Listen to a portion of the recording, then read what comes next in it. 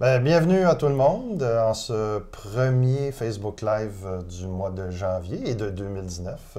Je sais qu'on est rendu le 21 janvier. Bonne année quand même à tout le monde. En ce lendemain de tempête et de froidure, on a une belle petite rencontre aujourd'hui avec quelqu'un que vous allez gagner à découvrir. Je vais vous la présenter tantôt. Mais avant tout, j'ai trois petites annonces à vous faire. La première, juste vous rappeler qu'on a changé notre date pour le colloque des regroupements professionnels. Au lieu de venir le 4 décembre, on va le faire le 21 février, ce qui semble avoir été demandé grandement là, au niveau des disponibilités. Fait que déjà là, une première activité en février qui va être assez intéressante. Deuxièmement, depuis avant Noël, on a commencé les diffusions des offres d'emploi. Je vous rappelle qu'on a une promotion à 50% jusqu'au 1er avril pour vous faire découvrir la plateforme. Il faut aller voir sur le site Internet, vous allez trouver l'ensemble de l'information, l'ensemble des détails aussi.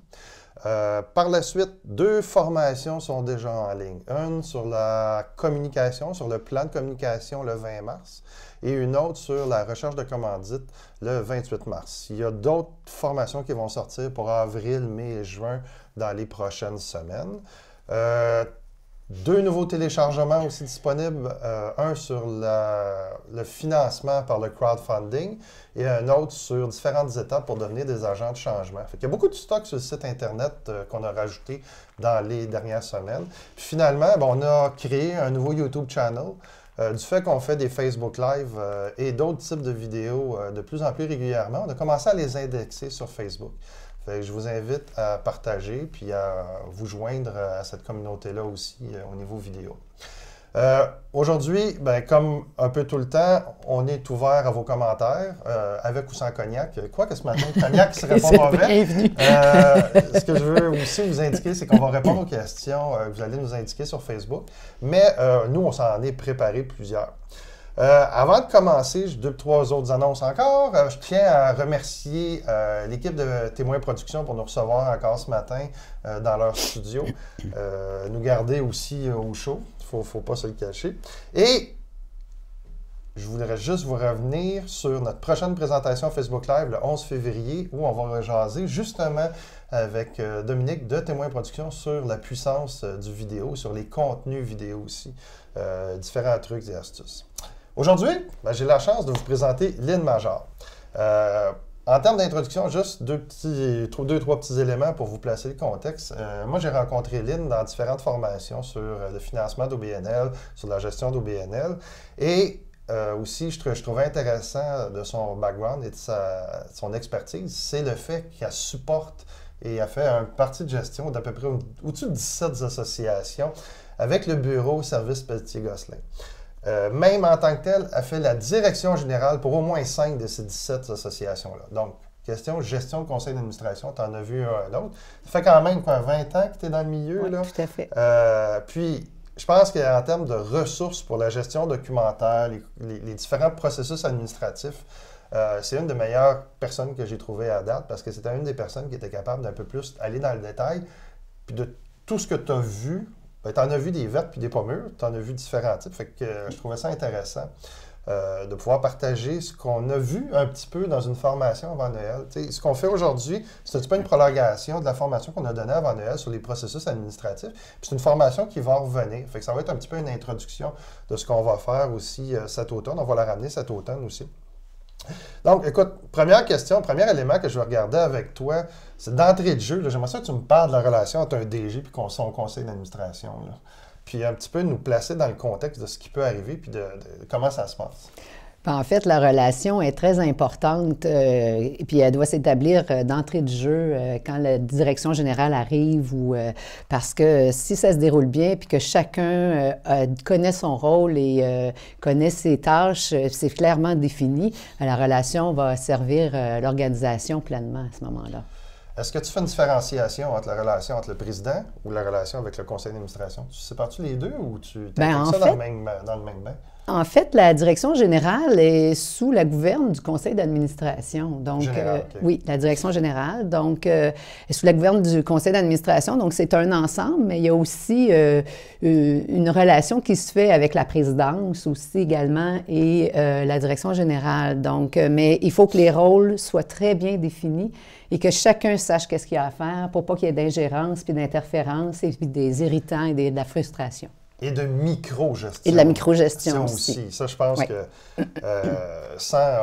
on ne reviendra pas sur les rôles et responsabilités de tous et chacun. Je pense qu'aujourd'hui, ça ne sera pas nécessairement le but aujourd'hui, mais je pense que ce qu'on va regarder, tous les processus administratifs, tous les différents éléments dont on va discuter aujourd'hui vont être des outils pour éviter cette micro-gestion-là aussi, puis vont être aussi des outils pour placer ces rôles et responsabilités-là. Je pense que les deux sont intimement reliés en tant que tels.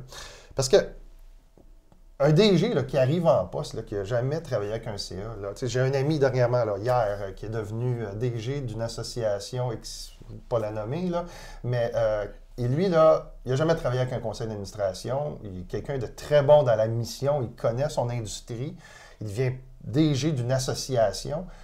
C'est quoi les 3 trucs que tu lui donnerais, là, mettons? Bien, d'abord, de s'approprier des statuts et règlements, de les lire, de les connaître, même par cœur, pour pouvoir, effectivement, avec le conseil d'administration, démontrer qu'il connaît sa structure, puis que ce qui a été mis en place, peut-être qu'il aurait besoin de le faire évoluer aussi dans le temps. Les statuts et règlements, c'est pas quelque chose qu'on garde 25 ans puis qu'on y touche pas. Non, ça doit évoluer avec les règlements, les lois en cours aussi. Et ce qui est important, c'est également de regarder si, de lire les procès-verbaux de la dernière année pour voir, pour saisir le pouls de l'organisation, de voir ce qui est en décision actuellement, puis les projets à court terme, puis également se faire une tête sur l'organisation. Donc ça serait les deux premiers conseils que je lui donnerais, soit les statuts et règlements et de lire les procès-verbaux. Et j'irais même jusqu'à 4 conseils, parce que le 3e, ce serait de voir c'est quoi les politiques qui sont en place actuellement. Qu'est-ce qu'il y a comme politique? Est-ce qu'il y a une politique de financement? Est-ce qu'il y a une politique de RH? C'est quoi les politiques qui sont là?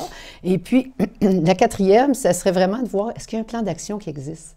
Parce que ça aussi, ça aide à encadrer, à baliser, puis à définir les rôles et les tâches de chacun. Donc, tu ferais un retour, si je comprends bien, sur tout l'aspect stratégique, s'il y en a un. Là. Tu parles de plan d'action, mais plan stratégique au sens large, avec les objectifs SMART, si on veut. Après ça, toutes les PV de la dernière année au moins? De la dernière année au moins. Si au besoin, il peut aller jusqu'à la deuxième année avant, mais la dernière année... À condition qu'ils soient à jour, ces PV-là. Ah, bien là, on va en reparler plus tard. Oui, on va y revenir. Et l'autre élément dont tu parles que je trouve qui est intéressant, c'est d'être capable aussi de se baser sur le passé. Est-ce que, dans une autre formation ou dans d'autres contenus qu'on a publiés, on a parlé aussi des DG qui devraient rencontrer leurs administrateurs. Moi, ce que je me suis rendu compte, puis moi je le rajouterais peut-être là, parce que c'est une dynamique peut-être plus de gouvernance, peut-être moins administrative, là, mais connaître les agendas de chacun de tes administrateurs, c'est quasiment essentiel aussi. Tu sais, quand tu parles de CA, c'est sûr et certain qu'on parle de paperasse. Là. Je pense que pour une direction générale, il y a une grosse partie de son quotidien qui est reliée à tous ces processus-là, ces politiques-là. J'aimerais ça qu'on parle des 2 principaux morceaux là-dedans. Là. Le premier qui est l'ordre du jour, puis le deuxième qui est le procès verbal. Là. Commençons par l'ordre du jour, s'il te plaît. L'ordre du jour, c'est un outil de réflexion. Les gens... Excusez ma bronchite. Les gens, souvent, font l'erreur de faire un...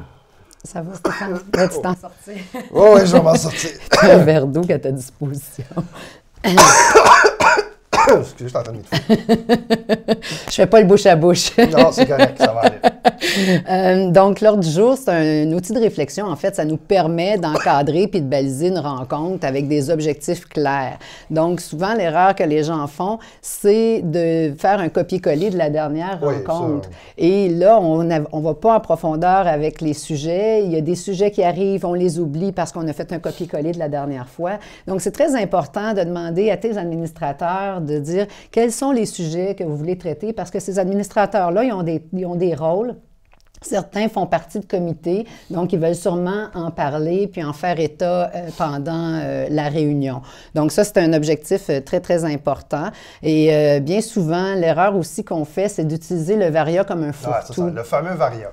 On met tout dans le Varia. Dans le Varia, on ne peut pas malheureusement prendre de décision. Il faut que ce soit quelque chose que les gens... On ne peut pas arriver à une réunion puis dire voici, sous l'item Varia, je voudrais mettre l'embauche d'une ressource. Non. Il faut que les gens aient été au courant, il faut que les gens sachent que ce point-là va être traité, il faut qu'ils aient les documents qui vont avec pour prendre une décision éclairée lors de la réunion. OK. Et ton Varia étant pas un fourre-tout, en même temps, est-ce que tu l'utilises de manière toutes les fois? Parce que l'autre chose aussi qu'on voit souvent, c'est le huis clos. Oui. Qui est au PV, pas au PV. Comment on le traite, le huis clos, dans un procès verbal? Parce que souvent, c'est des sujets plus discrétionnaires. On ne veut pas nécessairement que tout le monde sur la terre soit au courant, mais on veut garder une trace. Fait qu'on le traite comment, le huis clos?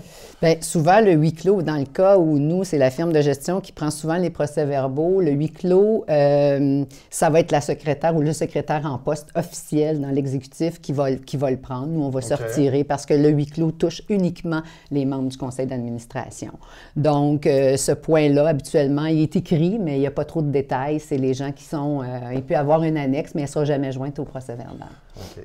Puis la mémoire de ces procès-verbales-là, tu les traites comment? Là, tu sais, comment, une fois qu'il est écrit, on fait quoi avec? Bien, en fait, je voudrais juste revenir sur l'ordre du jour parce qu'il y a aussi, dans l'item Varia qu'on disait tantôt qu'il y avait le fourre-tout, bien souvent, on veut gérer les urgences dans l'item Varia, et ce n'est pas l'endroit. Donc, une urgence, il faut vraiment être capable de gérer, de l'évaluer, cette urgence-là. Est-ce que ce qui est urgent pour certains est vraiment nécessaire à gérer lors de la réunion? Est-ce qu'on est obligé de la gérer maintenant ou c'est quelque chose qu'on peut reporter? Et l'item Varia va servir à ça, c'est-à-dire que il va servir pour la prochaine réunion d'établir ton ordre du jour pour la prochaine réunion. Fait qu'on va le mettre sous Varia. On n'a peut-être pas toutes les informations pour débattre. On fait juste dire aux gens, bien ce point-là, on le met sous le thème Varia parce qu'au prochain CA, il va faire partie de l'ordre du jour en tant que tel.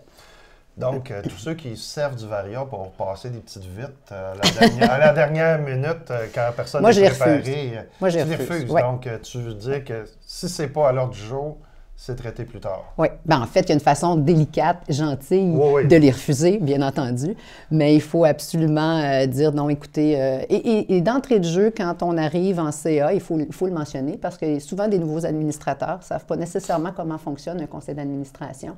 Alors, il faut faire une éducation par rapport à ça. Ce que tu m'amènes aussi, c'est la formation des administrateurs. On va en retraiter une autre fois, mais je pense que dans le guide de l'administrateur, dans son accueil, il faut être capable de comprendre c'est quoi un conseil d'administration. Je sais qu'il y en a beaucoup d'entre vous qui avez des administrateurs qui ne sont pas nécessairement des gens du milieu des affaires ou qui sont habitués avec des CA, mais des gens qui s'impliquent puis qui sont proches de la cause ou de votre mission. Fait que ces gens-là, il faut les accompagner aussi en tant que tels. Effectivement. Puis ça nous amène aussi à parler un petit peu des politiques. Tu sais, mais avant ça, on va revenir avec le procès verbal. Hein? Tu m'as posé une question. Je vais y répondre. J'ai ma brochette au cerveau. Oui, bien, c'est correct, tu es tout pardonné. Le procès verbal, c'est un document obligatoire. Donc, il est régi par l'article 107D de la loi sur les compagnies et l'article 21 de la loi canadienne sur les organisations à but non lucratif. Donc, c'est vraiment ça, la mémoire. Il faut les mettre à jour. C'est sûr que des fois, on parle de paperasse puis on trouve ça bien plate, puis je sais que c'est pas le fun, là, mais c'est un mal nécessaire pour les organisations afin qu'ils se maintiennent à jour. Et le procès verbal, c'est un élément important puisque c'est une preuve lors de procédures judiciaires et de la vérification comptable que les réunions ont bien eu lieu. Donc, c'est vraiment important de les tenir à jour et qu'ils soient approuvés, signés et maintenus là, dans un registre de procès-verbaux. OK. Mais ce procès-verbal-là, est-ce qu'il y a un format? Est-ce qu'il y a des obligations à tenir dedans? Est-ce qu'on peut mettre ce qu'on veut? Est-ce qu'on enlève ce qu'on veut? C'est quoi les règles de conduite générale? En fait... On a-tu des références là-dessus aussi? Bien, en fait, moi, ce que je suggère tout le temps, c'est quand il y a une procédure de mettre en place une proposition avec un appuyeur et un proposeur et un appuyeur, pardon, et que ce soit colligé dans le procès verbal toute forme de demande financière embauche, mise à jour de politique et tout ça, ça doit être vraiment mis dans le procès-verbal avec une résolution vraiment clairement identifiée. Puis il y a aussi tous les items à suivre qui nous permettent de faire le prochain ordre du jour doivent être dans le procès-verbal. OK. Et dans ce moment-là, les administrateurs ont une responsabilité parce que l'autre élément qu'on voit très régulièrement, c'est des procès-verbaux qui sont passés en bloc sans que personne les ait relus, là, aussi. Fait que tu as aussi cette dynamique-là, comme administrateur, d'avoir une certaine obligation de t'assurer que ce qui est dans le PV, ben, tu es d'accord et que tu l'appuies, et aussi, si il y a ça, puis la gestion des présences et des absences aussi. également. Donc, lorsqu'on est absent d'une réunion, c'est important que ça soit bien clairement identifié dans le procès-verbal parce que les décisions qui ont été prises, bien, il faut qu'au niveau, si jamais on se présentait en cours avec un procès-verbal où notre nom n'apparaît pas dans les absents, bien, on peut être appelé à témoigner ou autre, là. Donc, ça, c'est très important. Pour répondre plus précisément à ta question, oui, les administrateurs ils ont une obligation de lire leur procès-verbal parce que quand ils les adoptent en réunion, c'est très, très important qu'ils sachent ce à quoi ils s'engagent d'adopter parce que ça devient une preuve légale, comme je disais tantôt. Est-ce que tu as une mécanique pour t'assurer que tes administrateurs l'ont lu?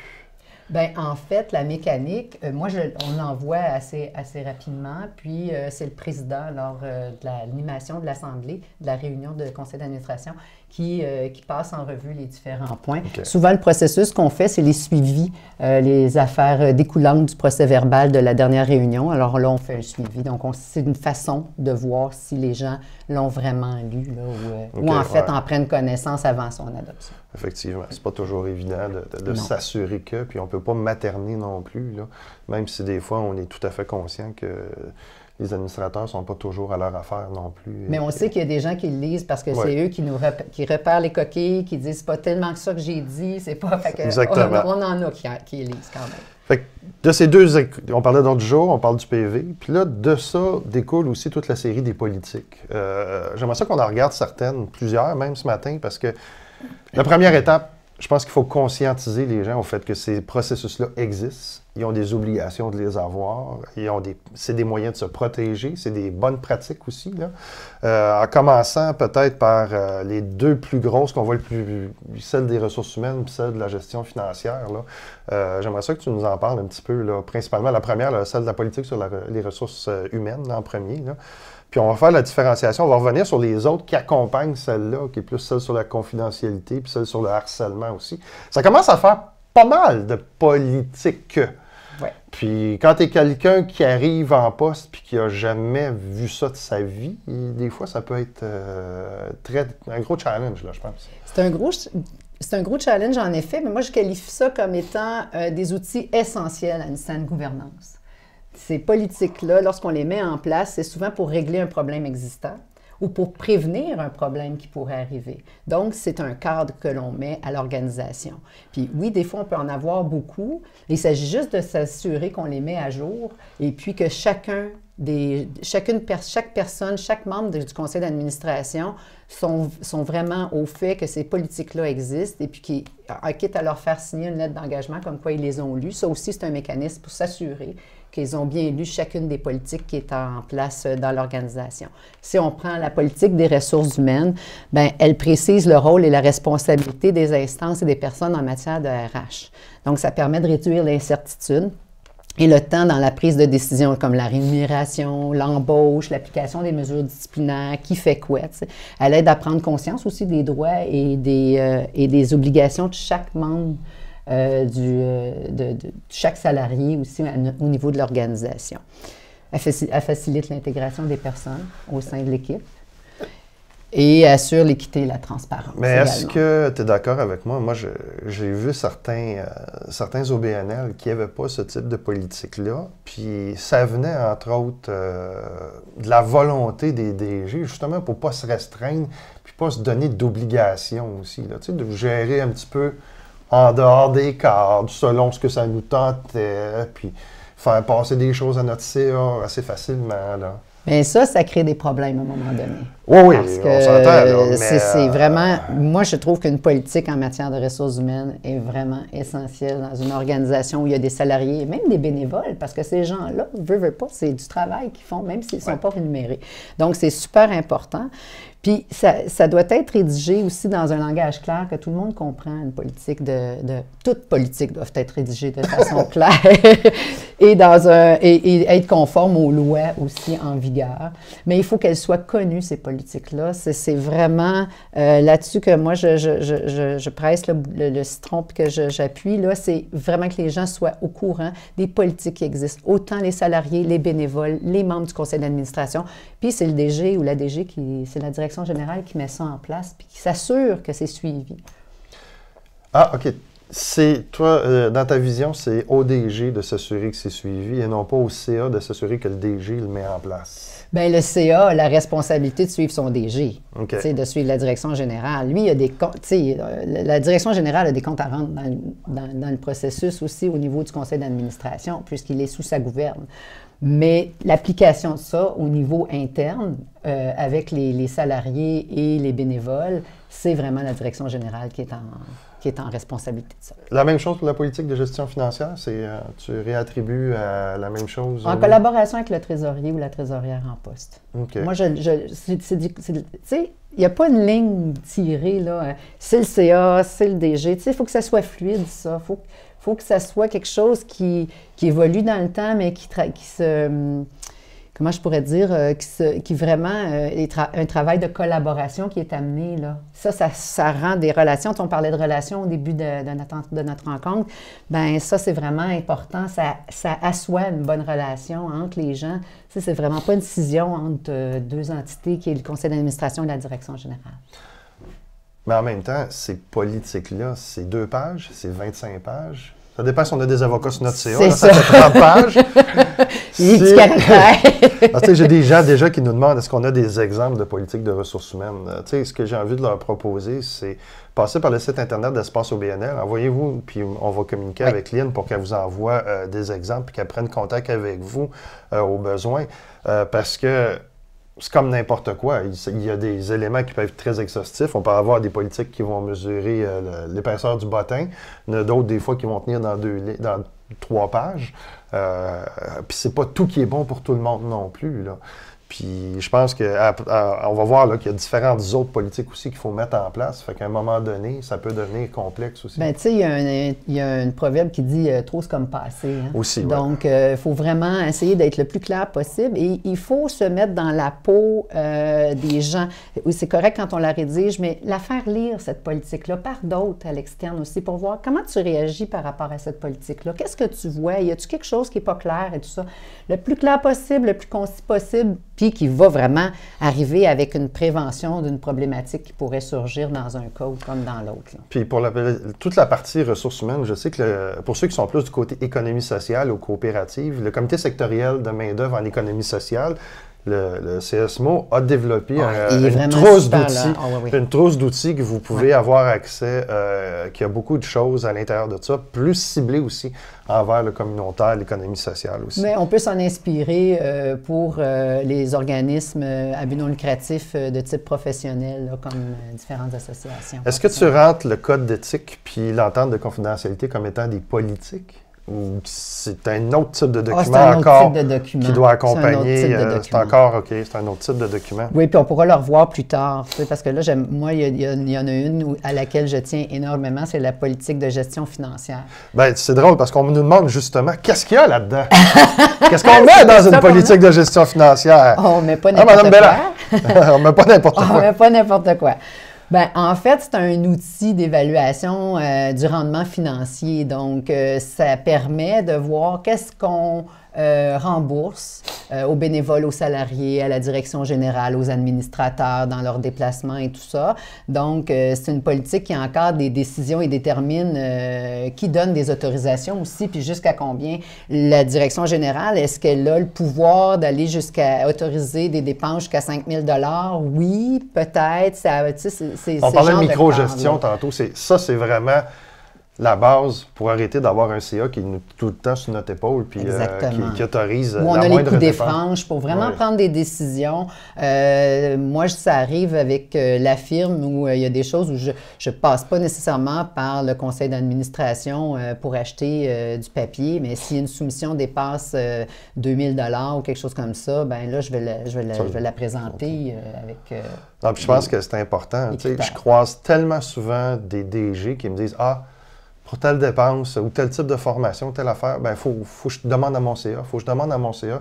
Ah, ben c'est le CA qui décide. » Normalement, tu es supposé avoir un budget pour opérer dans ton budget. Mais je les informe, par contre. C'est ça, tu peux les informer. C'est ce que je veux dire, c'est que je prends des décisions, mais je les informe que je vais prendre cette décision-là, puis que c'est ça qui s'en vient. Puis si eux, ils ont d'autres informations à me donner, puis qui vont venir changer la décision, bien là, à ce moment-là, on se parle. Non, puis l'autre élément aussi, souvent, qu'on va mettre dans cette politique-là, c'est toute la partie partenaire commandite aussi, ou savoir quel genre de commanditaire on prend, quel genre on ne prend pas, pourquoi, ainsi de suite, là, toutes les règles qui viennent avec aussi, là. Je pense que du principe, si tu es philanthropique ou si tu as assez de partenaires du côté commandite, comme en festival, c'est important qu'il y ait un aparté à ta politique financière pour couvrir les différents éléments qui te protègent comme DG aussi, parce que tu peux prendre un commanditaire X, mais si ton CA n'est pas d'avis. Je pense entre autres à tous ceux qui ont pris des commandites dans le milieu des pétrolières dernièrement. On a eu beaucoup d'argent qui a été donné par des gens qui voulaient passer des pipelines. Mais il y a certaines organisations où ça a causé des problèmes d'éthique aussi. Fait que c'est important dans cette politique-là de pouvoir le rajouter en tant que tel. Donc, excusez, encore la blanche. On parlait de code d'éthique vite fait avant. Là, Mais il y en a une importante, Stéphane, je m'excuse de te non, c'est correct, vraiment ce matin, mais depuis le 1er janvier, il y a une politique que toute organisation ou entreprise privée... C'est ça que tu es là, pour me reprendre. Ah bon, mais c'est bon ça. Alors, c'est la politique concernant le harcèlement sexuel et le harcèlement psychologique de la CNSST.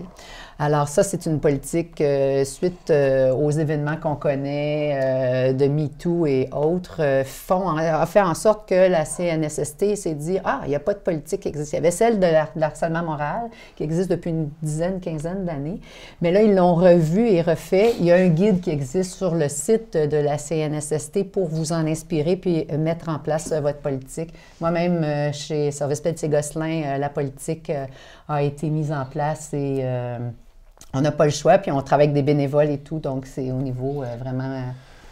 c'est vraiment pour prévenir, réduire les abus, puis s'assurer que les gens travaillent dans un cadre respectueux. Tu amènes quelque chose d'important, tu l'as dit vite, rapidement tantôt, c'est de faire connaître les politiques. Tous ceux qui travaillent avec des bénévoles, dans bien des cas, j'ai l'impression que quand on a des bénévoles de dernière minute ou des bénévoles qui ne sont pas nécessairement des bénévoles impliqués dans des comités, on oublie souvent de les mettre au courant de ces éléments-là. Surtout celle de la politique vestimentaire. Aussi, j'avoue aussi. Parce que vos bénévoles, c'est votre image, donc ça m'est déjà arrivé d'avoir des bénévoles, moi, à la table d'inscription, où... aussi, j'avoue. Ça laisse à désirer. Mais je pense, surtout en sport et loisirs, où on a eu beaucoup de cas de harcèlement, beaucoup de cas, tu sais, on sort d'un gros procès où il y avait un coach dans le milieu du ski, où il y a eu plusieurs cas où ce sont des bénévoles qui sont impliqués dans les mauvaises actions, plus que les employés, dans bien des cas aussi. Et on se doit de prévenir ça. Puis je sais que ça rajoute énormément. Puis tu sais, juste les recruter, aller les obtenir, ces bénévoles-là, c'est compliqué. Mais on a des engagements face à notre clientèle pour s'assurer au moins qu'on a eu... ce qu'on appelle, on a été le bon père de famille puis qu'on a fait ce qu'il y avait à faire. Si au moins on les prévient puis que ça fait partie dans un processus d'accueil puis un processus de recrutement au niveau des bénévoles, c'est essentiel. Une politique, là, je pense que ce qui est important aussi, quelle qu'elle soit, c'est pas juste pour apparaître dans un PV puis dormir sur une tablette. Non, il faut que ça fasse partie de votre promotion, puis que ça fasse partie des... Puis il y a un processus de révision qui doit se faire aussi. Moi, je suggère tout le temps d'avoir un registre de révision de tes politiques dans lequel, quand tu sens qu'il y a un problème ou que la politique elle-même soulève un problème, on le met dans le registre, puis on l'étudie, puis on l'analyse, puis on regarde comment on peut venir améliorer la politique, puis la faire avancer, cette politique-là, toujours en respect des lois qui sont en vigueur, bien entendu. Confidentialité, code d'éthique, ça en est deux autres. Ça en est deux autres. Là. Ça, c'est deux outils importants pour une saine gouvernance. T'sais. Avoir un code d'éthique et une entente de confidentialité, là, c'est vraiment de s'assurer une organisation qui a un bon fonctionnement avec un cadre bien établi.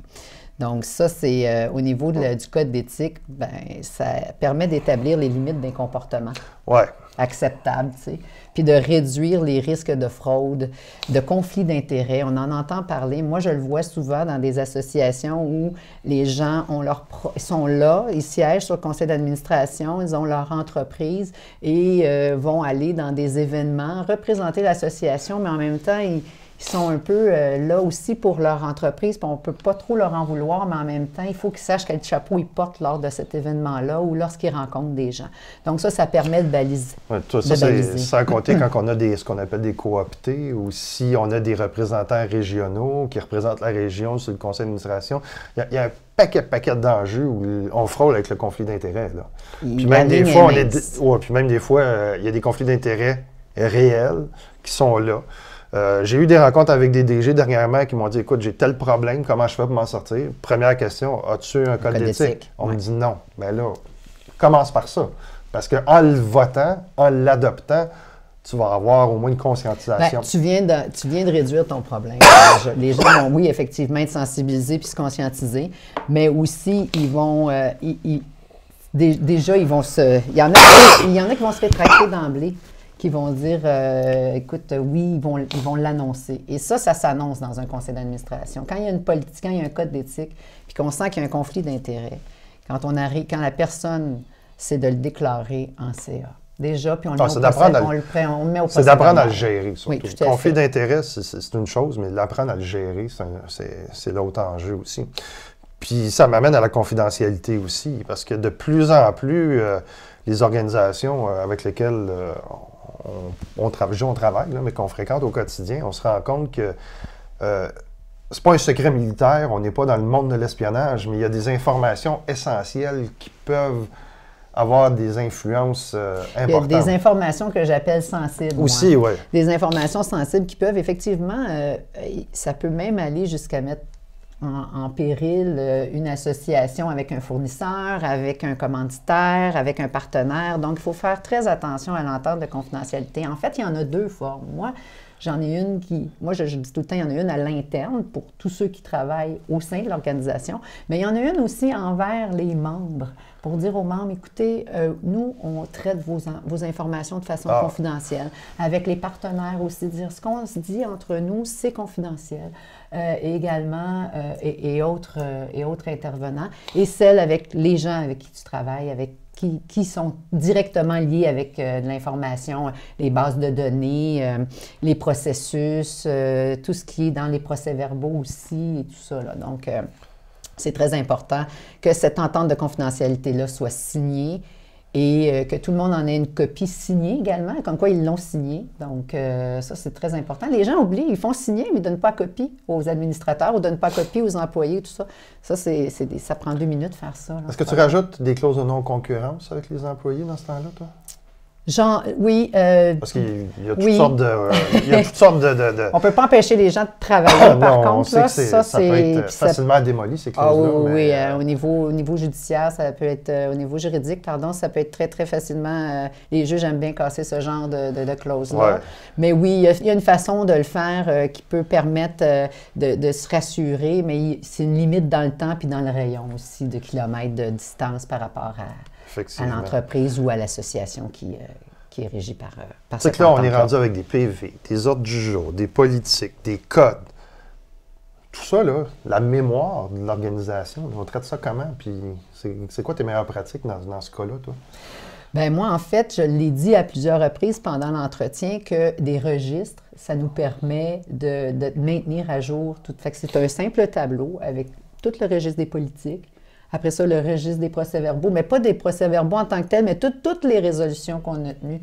Parce que moi, s'il y a une chose que je déteste, là, c'est d'aller dans les archives. Surtout chez nous, c'est au sous-sol, au bureau avec des araignées, puis c'est pas le fun. Non, donc, je m'évite ça. Quand quelqu'un me demande, tu sais, Lynn, en 2010, là, on a fait une résolution, ben je vais dans mon registre, c'est là, c'est clair, c'est facile. Et de maintenir tout ça, ben surtout qu'on sait que les procès-verbaux, c'est une preuve judiciaire, donc il faut vraiment les garder, les conserver, ne jamais les détruire. Ça, c'est la mémoire d'une organisation. Il faut vraiment les conserver. Moi, j'ai des associations qui existent depuis 40 ans. On a les procès-verbaux depuis 40 ans, papier, dans des classeurs sous clé. Et si jamais cette association-là se fermait, mettait fin à ses activités, ben il faut les prendre, les envoyer aux Archives nationales parce qu'elles doivent être conservées en tout temps. C'est vraiment, comme je disais tantôt, une preuve juridique. Ça rajoute, c'est un processus de dissolution. Si on vient qu'à fermer, ça vient rajouter des éléments aussi. Ça vient rajouter des éléments, puis il y a des exigences légales par rapport à ça. Comment tu t'accompagnes tes administrateurs pour qu'ils soient conscients de toutes les ramifications légales puis de toutes leurs responsabilités? Parce que de tout ce qu'on vient de parler, je me rends compte qu'on traite ça à la légère dans bien des cas. Bien, en fait, on n'en a pas parlé ce matin, mais il y a le guide des administrateurs qui est très important. OK, ouais, qui se rajouterait. Ça, moi, je construis un guide pour certains. J'ai des clients qui l'ont demandé, à qui je l'ai offert, puis c'était très important pour eux d'avoir ce guide-là. Donc, à l'intérieur de ce guide-là, il y a toutes les politiques, les procès-verbaux de la dernière année, les aspects légaux qui les touchent directement. Également les fonctions, les tâches qu'ils ont à accomplir. Tu sais, si tu es trésorier, il faut que tu saches que, même si c'est un comptable externe qui fait la comptabilité, il faut que toi, tu saches qu'est-ce qu'il y a à regarder, qu'est-ce qu'il y a à réviser, s'il y a une vérification comptable externe et tout. Donc, dans leur cahier d'administrateurs, dans leur guide, à chaque année, quand il y a des nouveaux administrateurs, plus ceux en poste, je le mets à jour puis je le remets. Donc, ils ont toute la mémoire est là. Est-ce que toi... les lettres patentes, excuse-moi, les statuts et règlements, tout ce dont on a parlé aujourd'hui se ramasse dans un guide. Ça fait pas ça, ça fait ça, mais tu sais, ça... Bon, c'est ça, à peu près un ça. Bon classeur. Un bon classeur. Mais est-ce que tu prends le temps de passer à travers avec chacun des nouveaux administrateurs? Oui. Pour certaines associations, oui, ils le font. Il y en a d'autres qui disent, non, moi, je vais le regarder, puis si j'ai des questions, je vais te revenir. Mais il y en a certains qui sont vraiment néophytes en matière, ils viennent siéger, tu sais, dans leur vie, ils ont une autre fonction, une autre profession. Ils viennent siéger pour faire avancer leur cause, leur intérêt dans la profession. Donc, je vais m'asseoir avec eux puis je vais leur expliquer. Il y a même mon entente de service qui est là-dedans. Qui comprennent ton rôle. Qui comprennent mon rôle, qui regardent mes tarifs aussi. Donc, quand il y a des tâches et tout ça, pourquoi on coûte... c'est quoi le résultat financier de ça? Puis, de ce que je vois aussi, dans cet accompagnement-là qu'un DG doit faire aussi, il y a une grosse partie de prévention. Énormément. Puis, c'est fou de voir au quotidien les DG que je croise, j'ai tel genre de problème, tel autre genre de problème, puis on verrait que ces problèmes-là sont beaucoup atténués. Je ne dis pas qu'ils disparaissent complètement, non. Mais sont beaucoup atténués par la mise en place des politiques, la mise en place des processus, d'avoir des PV à jour, d'avoir des ordres du jour à jour. Je pense que c'est une portion qui est récurrente, parce que ça revient à toi et moi. Hein? Bien, en fait, ça devient des guides, tu sais, ça devient, tu sais, je dis un cadre, une balise et tout ça, mais ça devient, c'est un outil, c'est des outils. C'est sûr que c'est long à mettre en place, puis des fois, ça peut demander beaucoup de travail. Ben, nous, on existe un peu pour ça, SPG aussi, là, on le fait au quotidien, donc c'est vraiment une expertise qu'on a développée au fil des ans. Puis ce qui devient intéressant aussi, c'est qu'au lieu d'être un problème, parce qu'il y a beaucoup de DG qui voient ça comme énormément de travail, un paquet de problèmes, surtout si tu pars à zéro, parce que c'est souvent le cas, mais ça devient plutôt un accompagnement. Puis ça place aussi les enjeux, certains enjeux que tu pourrais avoir ou que tu as déjà, parce que tu sais, veux pas. Moi, je vois des DG arriver en poste dans des organisations où il y avait des conflits d'intérêts, où il y avait différentes choses. Ils arrivent en poste, ils se ramassent avec un paquet de squelettes dans le placard dans certains cas. Et il faut que chaque... Puis c'est un des outils où tu peux aller par étapes pour un petit peu placer l'organisation. Bien, en fait, Stéphane, ça vient fixer tes priorités quand tu es DG. Ouais. Fait que tu arrives en poste, puis là, tu regardes ce qu'il a fait, ce qu'il n'a pas fait, puis avec le plan d'action, on parlait de planification stratégique, c'est autre chose, mais ça s'accompagne, puis ça se travaille ensemble. Donc, c'est en parallèle qu'on travaille tout ça. C'est très... C'est important, c'est comme tu disais, à un moment donné, un mal nécessaire. Oui, c'est vrai, puis oui, c'est harassant de la procédurite, Mais si tu as ça bien en place, bien encadré, là, ça va filer. Puis après ça, les trucs qui arrivent de l'externe, ça va être facilement gérable parce que tu vas avoir des outils en place. Puis tu vas savoir c'est quoi la mécanique derrière ça pour pouvoir avancer s'il y a une problématique ou les enjeux se dessinent. T'sais. Non, puis aussi, tu sais, tu as tout le temps la dichotomie entre un OBNL qui a une permanence puis celui qui n'en a pas. Oui. Une des questions qu'on pose, que quelqu'un pose, c'est à savoir si c'est la responsabilité du DG d'entretenir cette mémoire-là. Quand vous avez un DG, il est aussi bien de le faire parce que ça va le simplifier. Mais c'est sûr que c'est une responsabilité de conseil d'administration à la base.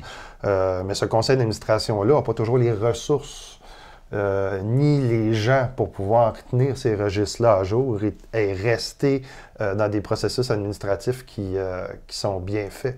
Fait que ça devient souvent plus une responsabilité de direction générale, je dirais, là, à ce niveau-là aussi. Puis il y a une question d'expertise d'accompagnement aussi. Oui, une expertise d'accompagnement, mais aussi, rien n'empêche une direction générale de déléguer ça à un employé dans l'organisation, s'il y a des employés aussi, ou un bénévole, de dire c'est toi je te mandate pour mettre à jour tout ça. Donc, c'est pas d'avoir les mains à la pâte comme DG, c'est juste d'avoir la vision, puis de s'assurer que c'est fait, puis que c'est bien ciselé, là, tout ça, puis que c'est bien parce maintenu. que c'est une question de pérennité. Tout à fait. C'est la même chose avec les bases de données. Moi, souvent, je reçois des nouvelles organisations qui viennent chez nous. Et puis, si c'était une bénévole ou un bénévole qui maintenait tout le secrétariat à jour, tu as la moitié des PV. Les statuts et règlements, ça fait 20 ans qu'ils n'ont pas été revus. Ils ne sont pas conformes. Ça a évolué. L'adhésion, le membership, tout ça. Puis les rôles, les responsabilités des administrateurs. Ça aussi, c'est très important de le comprendre également. Là. Chaque administrateur a une responsabilité et des obligations à respecter lorsqu'il s'engage dans un conseil d'administration. Ça, si jamais vous voulez un petit outil pratique, on a mis en ligne un tableau d'une page sur les responsabilités de la direction générale, du conseil d'administration et des administrateurs. Là, vous pouvez le télécharger sur le site Internet. Ça va quand même vous aider à placer un peu les rôles, les responsabilités de tous et chacun. Mais en même temps, il y a des zones grises. Là. On parle entre autres de la stratégie, c'est un rôle qui est conjoint. L'accompagnement administratif, c'est un rôle qui est conjoint entre les deux aussi. Et ça reste aussi, ça dépend de votre description de tâches aussi un petit peu en tant que tel, puis de votre mode de gestion et de l'historique de l'organisation. Il n'y a pas deux organisations qui ont la même façon de voir les choses. En conclusion, Lynn, aurais-tu une ou deux choses à rajouter ou on a pas mal fait le tour. Je ne sais pas s'il vous restait des questions, les amis, mais je pense que c'est un bon survol des processus administratifs puis de l'accompagnement du conseil d'administration de la part de la direction générale. Moi, je trouve ça très intéressant parce que c'est beaucoup Au quotidien, on a l'impression que c'est lourd, mais en même temps, c'est énormément de prévention. Et c'est aussi un accompagnement légal, là, gardez-le en tête, là, je pense que ça c'est important aussi, surtout que les OBNL, on est plein de bonne volonté, mais on n'est pas toujours formé et aussi conscient de tout ce que ça implique. Moi, j'ajouterais, si tu veux bien, en conclusion, puisque tu me le demandes, c'est qu'au sein d'une organisation, les membres de conseil d'administration passent, mais souvent, la direction générale reste plus longtemps. Ouais. Donc, on le souhaite. Ça, on le souhaite autant que possible. Donc, c'est par eux que la mémoire reste, demeure, parce que si c'est maintenu de façon saine et avec une bonne gouvernance, bien, à ce moment-là, c'est important d'avoir des processus ensemble qui mettent en place, en fait, qui sont en place puis qui permettent à l'association, l'organisation de demeurer en santé. Donc, moi, ce serait pas mal ça, là, de dire, écoutez, direction générale, là, c'est vraiment de prendre en main tous ces processus-là puis de les mettre en application le plus tôt possible, s'il n'y en a pas, surtout. Merci, Lynn. Ça fait plaisir. Très intéressant. Écoute, c'est vrai que ça passe vite, comme à chaque fois.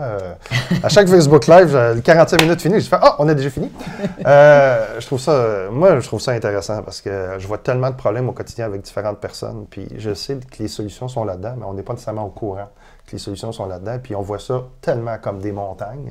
Mais il y a plein de modèles pour vous aider, de différentes ressources, là. Mais pour ceux que ça intéresse, je vais être au colloque du 21 février. Ouais. D'ailleurs, je vais donner une conférence sur les processus administratifs avec plus de détails, des modèles et des exemples et des ressources également. Merci. Dernier merci pour Témoins Productions qui nous reçoivent ce matin. Toujours la bronchite, pardon.